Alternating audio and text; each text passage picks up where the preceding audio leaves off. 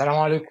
ازيكم؟ يا رب تكونوا بخير. انا مش مجهز اي حاجه للفيديو ده، بس حبيت افتح الكاميرا كده وارغي شويه. والله لو ظبطت خير وبركه هظبطه وانزله، ما ظبطتش عادي ولا كاننا عملنا حاجه. كنت بسمع بودكاست بيتكلم عن العادات وازاي تقطع الدوائر بتاعت العادات دي، بحيث يعني تخترق العاده عشان تقدر توقفها او تبطلها. ده كان بيتكلم عن فكره ان انت لو انت عايز توصل لحاجه في حياتك لازم قصادها هتسيب حاجه. يعني ده زي قانون دنيوي، حاجة زيه زي قانون الجاذبية وقانون الجذب، الحاجات اللي انت ما بتشوفهاش دي، بس هو قانون وحاجة فعلا موجودة. وبعد كده لما قعدت بقى ارجع للحاجات دي، يعني لما قعدت افكر في الفكرة دي، ما هو عنده حق جدا. يعني انت فعلا اي حاجة انت عايزها في حياتك عشان توصل لها لازم تسيب حاجة، لازم تتخلى عن حاجة.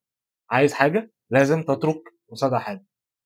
عايز فورمة، هتسيب قدامها اكل حلو، هتسيب قدامها جانك فود، هتسيب قدامها لايف ستايل معين عشان توصل للفورمه.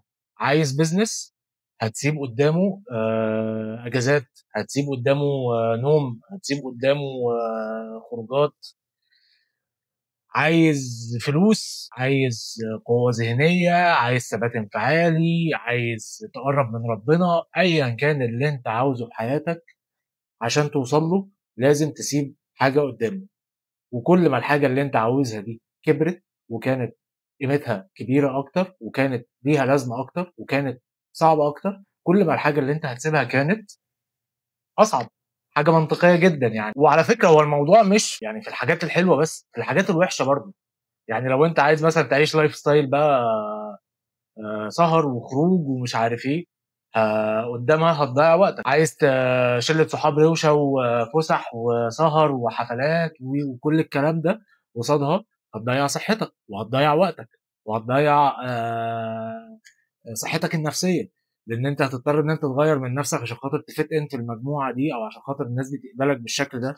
ان انت مستحيل يقبلوك بشخصيتك الطبيعية. يعني مستحيل تفت ان بيها. لازم الحاجة اللي انت بتسعى لها 100% 100% هتسيب قدامها حاجة. لما جيت فكرت في الموضوع لقيت ان انا لما كنت ببقى عايز اي حاجة اعملها في حياتي، اي خطوة انا عايز اخدها في حياتي، انا مش بجرب وبفشل، انا بجرب وبقرر ما اكملش لما بلاقي ان السعر او الحاجة اللي انا هسيبها غالية عليا.